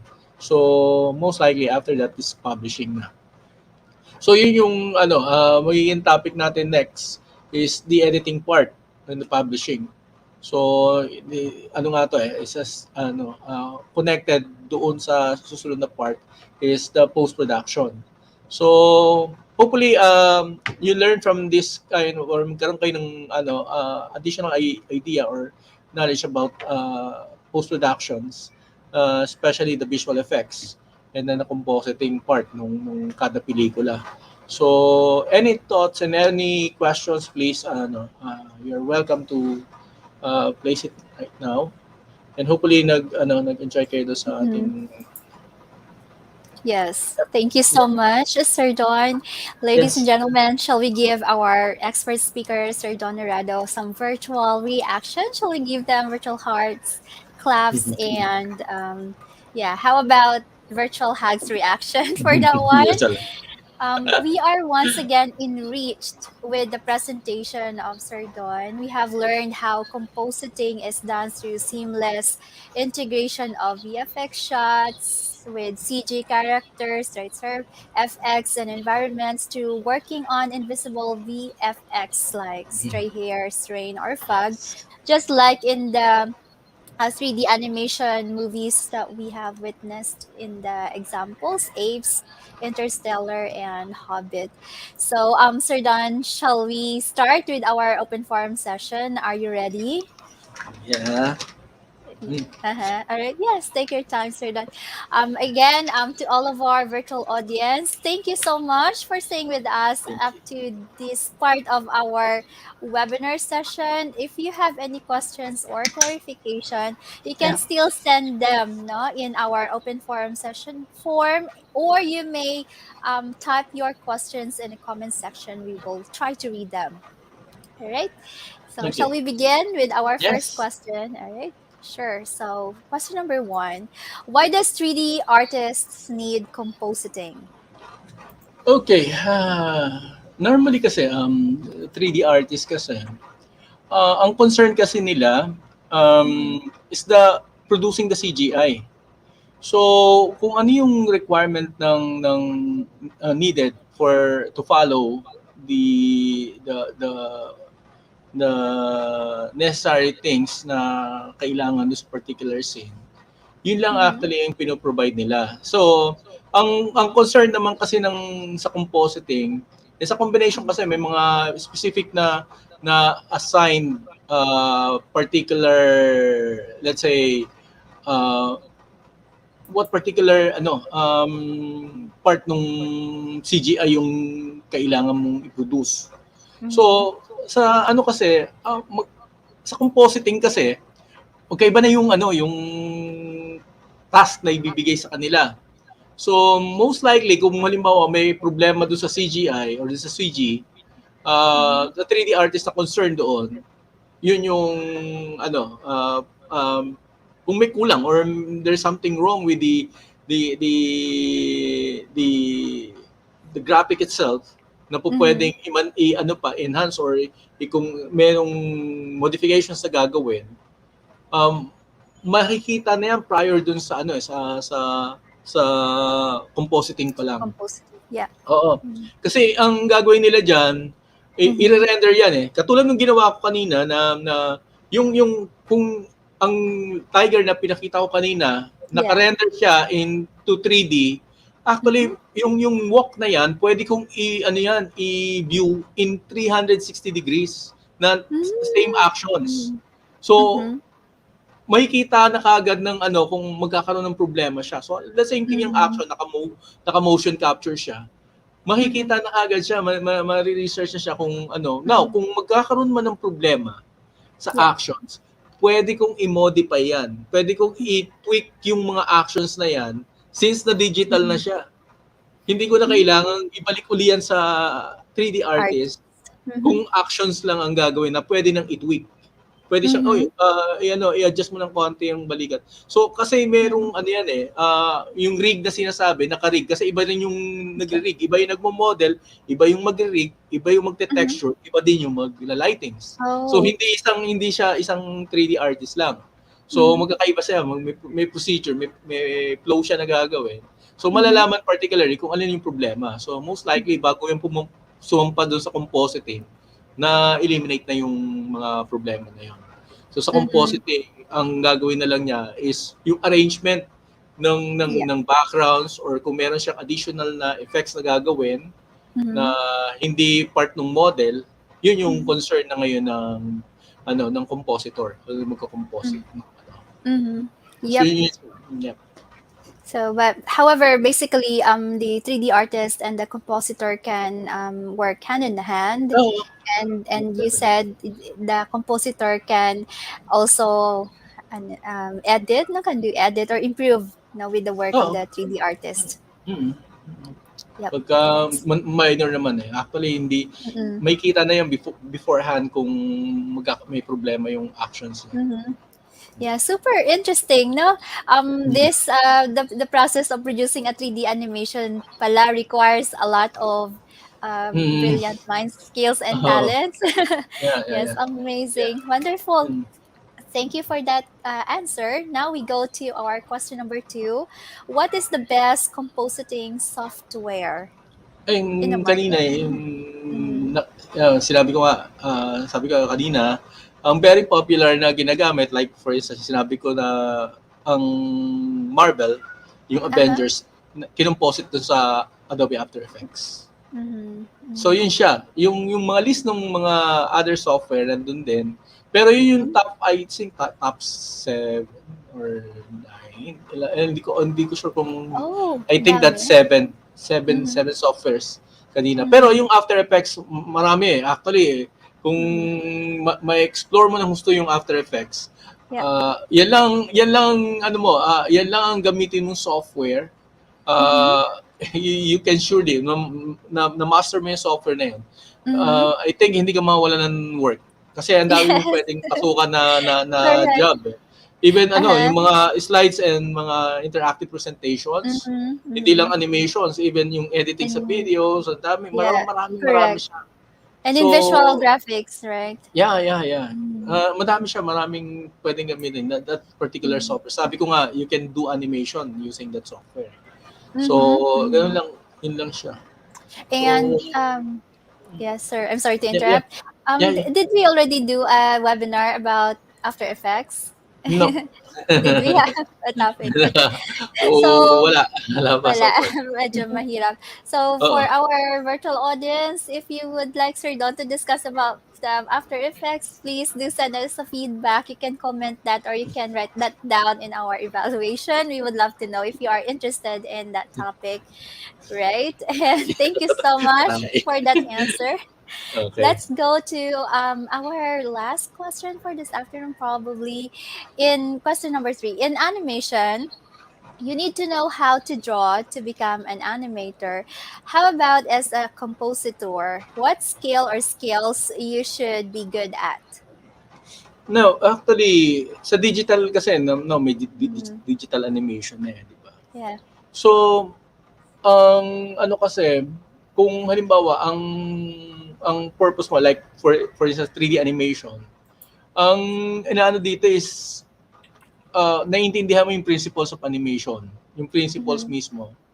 But it's hard for you to do the drawing. Pwede kang mag-implement yan using the software itself Hindi ko naman sinasabing encourage na mag-skip ka sa traditional method. Now, ang inaano ko lang, most likely, kung halimbawa, ang training kasi, ang requirements, let's say, ngayon, merong ino-offer na 3D animation. Now, if you going to enroll into a animation program, most likely, dadaan ka pa rin ng traditional animation. Yeah. So, yun yung foundation kasi, foundation course eh. So, pagka halimbawa gusto mo mag-skip siya, mag-self-study ka lang, pwede siguro na you can do the 3D animation and then you can pose a character without drawing it. Kasi as long na marunong ka mag-model and then you know how to do the rigging and then you can pose and animate your character. Now, without drawing.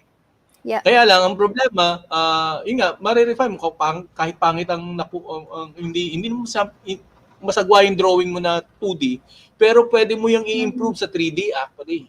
Pagka nalaman mo na gusto yung technique na procedure na, kasi magmo-model ka dyan, ang 3D modeling is sculpting eh. Kung mas complex pa nga yung tutuusin sa drawing. Pinag-aaralan din sa fine arts at saka sa drawing yung basic modeling. Yung ano talaga yung clay model. Kasi dapat naiintindihan mo yung form ng object na gagawin mo, especially the characters na gagawin. Yeah. So yun siya. You can do it. And then the next ano yung sabi niya? What about as a compositor? Okay. Technical kasi ang compositor. Ang kailangan lang yung eye mo and then yung pagkakaintindi mo sa cinematic effects, filmmaking, naintindihan mo rin siya. And then of course the software itself na gagamitin mo. Dapat naiintindihan mo yun yung mga terminology, tapos yung filmmaking mismo. May course kasi ng filmmaking tsaka yung dapat naiintindihan mo yun. Yes. Kasi sa endpoint ka na gagawa eh. Kasi ang gagawin mo, magko-collect ka na ng mga natapos na ng mga na CG or ng mga artists. Kino-combine mo na sila. And then dapat yung ang previous experience mo is marunong ka mag-critic ng mga pelikulang magaganda.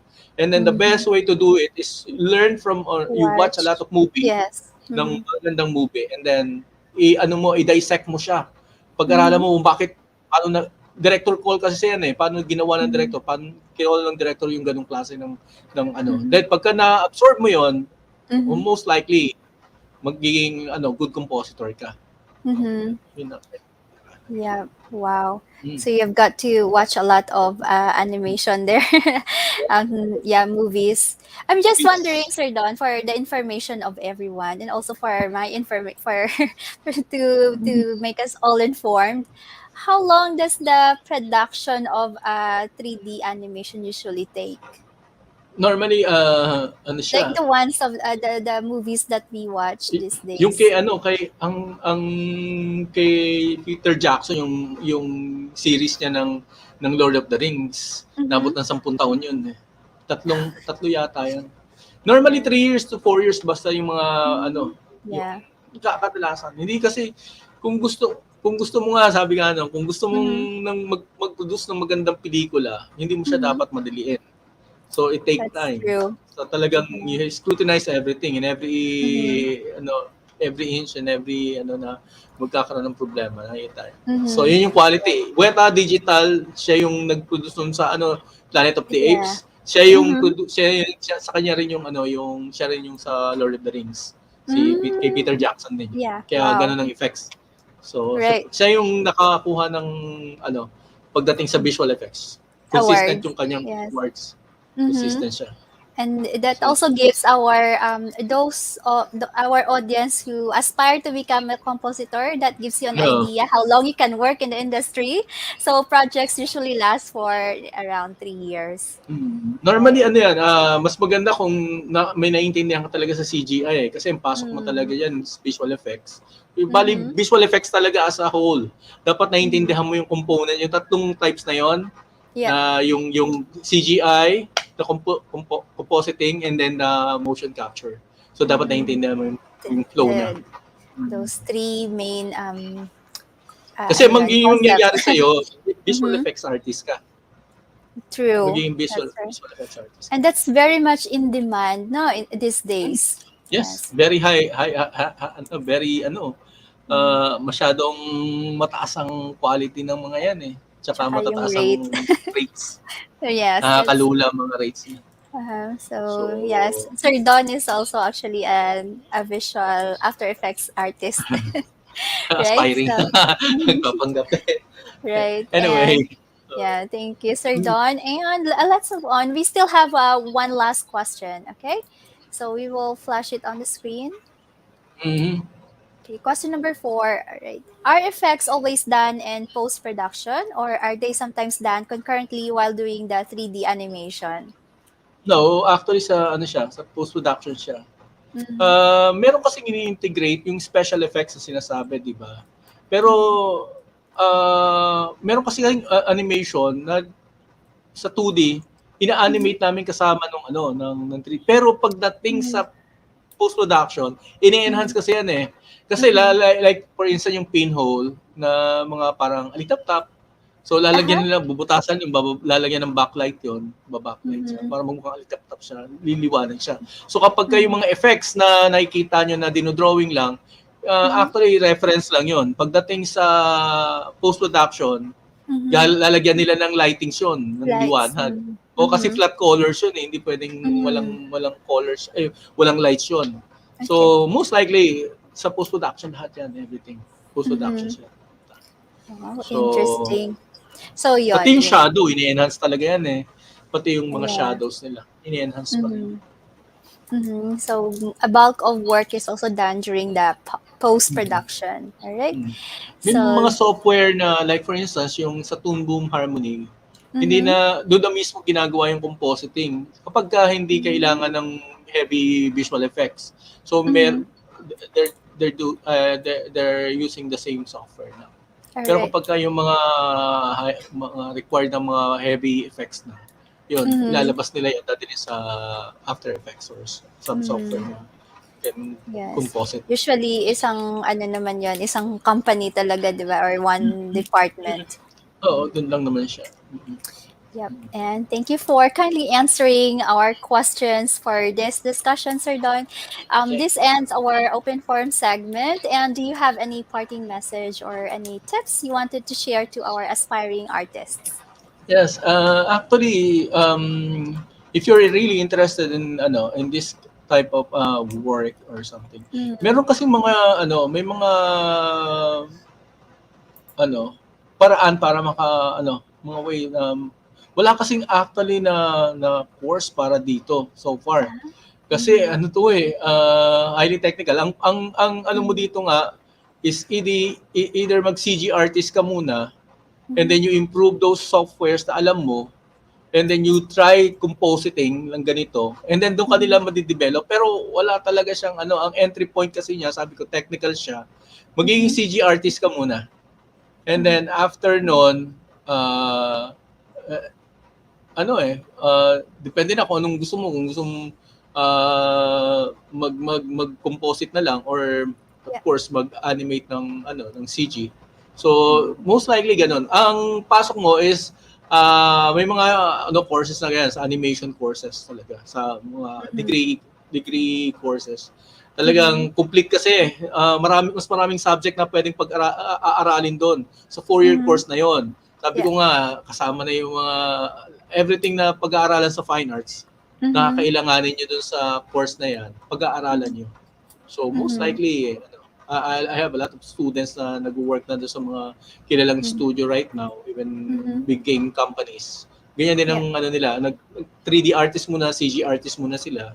Kumuha na experience now, nasa Europe na yung iba, US na. Ganun lang siya.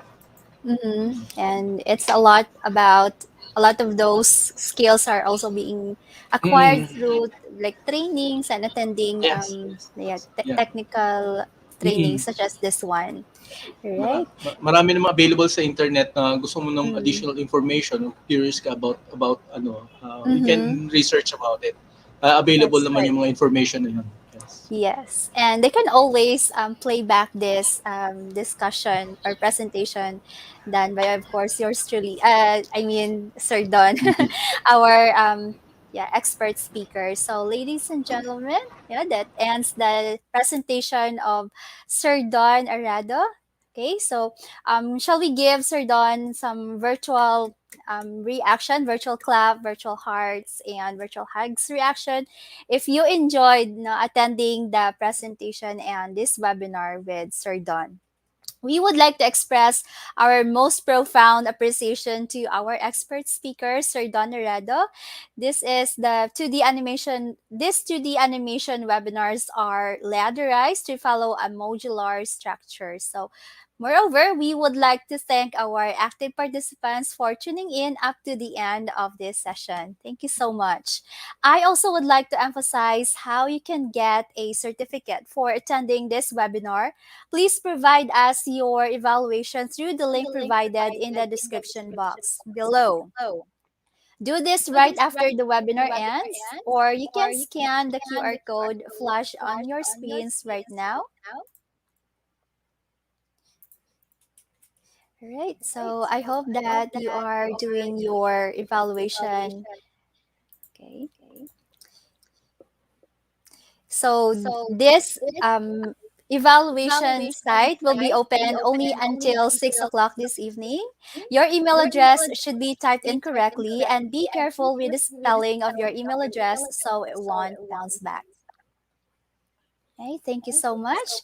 So there you have it, ladies and gentlemen. This concludes our 2D Animation Webinar 19, Animation Compositing. Tomorrow, we will have another insightful and exciting webinar in visual graphic design entitled Graphics Design for Social Media webinar with the super talented Sir Ian Antonio. See you in the same platform that you are currently using. You should be able to receive a link through your emails. So that's it, everyone. Thank you for joining us today. This is Red again reminding you na magpabakuna na and take care. NOLITC Inspire, NOLITC Cares, Avance Negrense.